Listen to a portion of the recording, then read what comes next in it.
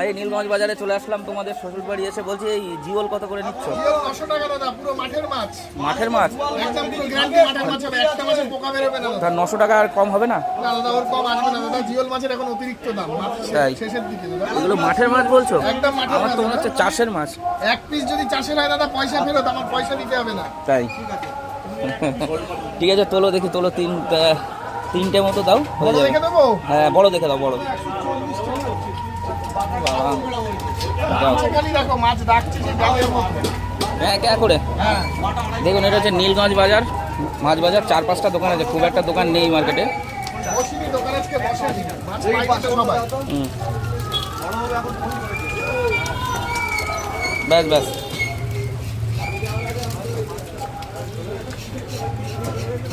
হ্যাঁ এই ঠিক আছে, 590 গ্রাম হয়েছে। ঠিক আছে 590 গ্রাম, তাই তো? ইলিশ মাছে 590 গ্রাম। ঠিক আছে দাও।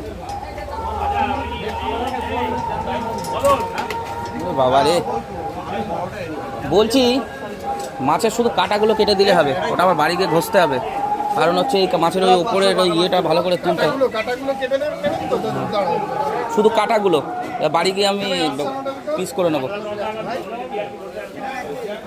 কারণ আমার হচ্ছে ওই ঘষে মাল পুরো সাদা সাদা করতে হবে, নাহলে বাজে লাগে ওরকম থাকলে।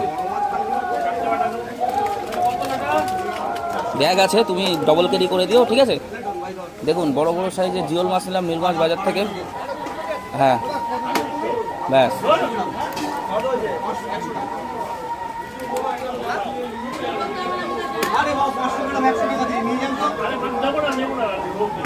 পিস করার পরে কি বলতো, ঘষতে অসুবিধা হয়, এই গোটা থাকা অবস্থায় ঘষে দেবে। দেখুন কাঁটাগুলো শুধু কাটিয়ে নিচ্ছি। তো মাছগুলো কি মাছ অবশ্যই আপনারা কমেন্ট করে বলবেন যে কোথাকার মাছ।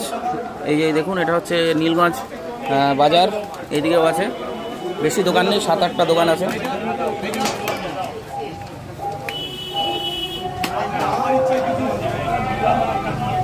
হয়ে গেছে না?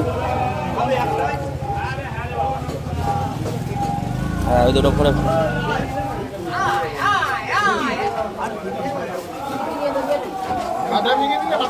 না কাটা ভেঙে দিলে আর বাড়ি নিয়েও কাটতে অসুবিধা নেই, ঠিক আছে?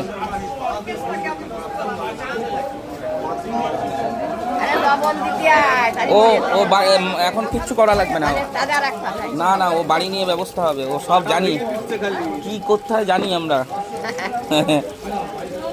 ওটা আমি কেন বলো তো এখান থেকে কাটাচ্ছি না, ওটা ঘষতে হবে, ঘষে সাদা করতে হবে, ওরকম কালো কালো থাকলে ভালো লাগে না দেখতে।